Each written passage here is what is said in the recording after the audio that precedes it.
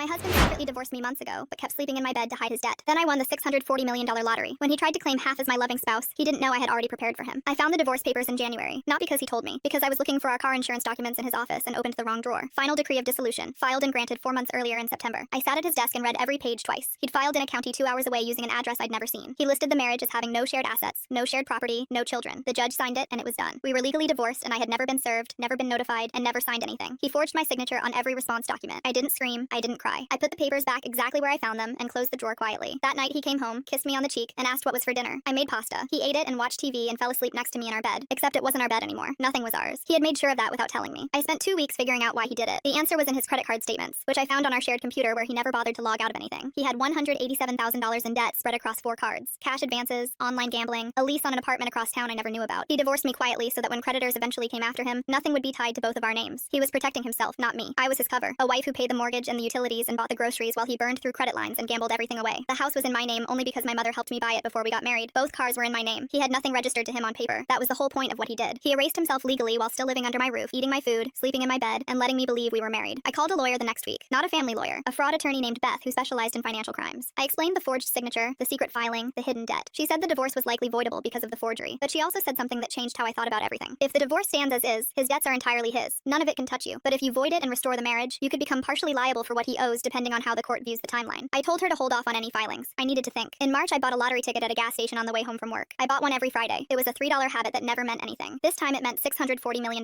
When I checked the numbers the next morning and realized what I was holding, I drove straight to Beth's office before I went anywhere else. I told her what happened. She told me to say absolutely nothing to anyone and to sign nothing. That afternoon, she set up a blind trust. The trust claimed the winning ticket. My name appeared nowhere on the public records. The money went into accounts that had no connection to my home address, my personal bank, or anything my husband could find or trace. I went home that evening and acted completely normal. He was on the couch watching a game. How was your day? Fine, I said. Yours? Same. I heated up leftovers. We ate. He was asleep by 9. The next morning I had him served. Not with breakfast. With a civil fraud complaint for forgery and identity theft related to the divorce he filed without my knowledge. A deputy knocked on our door at 7 in the morning while he was still half asleep. He opened the envelope and stared at the pages. Then he looked up at me. What is this? I found the divorce papers back in January. His whole face fell apart. I can explain. You don't need to explain. We're already divorced. You handled that yourself. But the house is in my name. Always was. But the cars. Also mine. But we're married. No, we're not. You filed the papers yourself. The court granted it. He started pacing around the room, hands on his head. Okay, we can fix this. We'll remarry. I'll get the filing thrown out. I don't want to fix it. Why not? I didn't answer. I didn't tell him about the money. He found out 6 weeks later when his sister saw a local news piece about an anonymous lottery winner from our zip code. He called me 14 times in 1 hour. I answered the last one. You won. I did. We need to talk. That's marital property. We weren't married when I bought that ticket. You made sure of that. I'll take you to court. With what money? You owe $187,000 across 4 credit cards and you're facing a fraud charge. He went quiet. His attorney contacted Beth the following week trying to argue the divorce was invalid due to the forgery, which would mean we were technically still married when I won. My lawyer's response was simple. Either the divorce was valid and he had no claim, or it was fraud and he'd face charges. He dropped it. I changed the locks that week.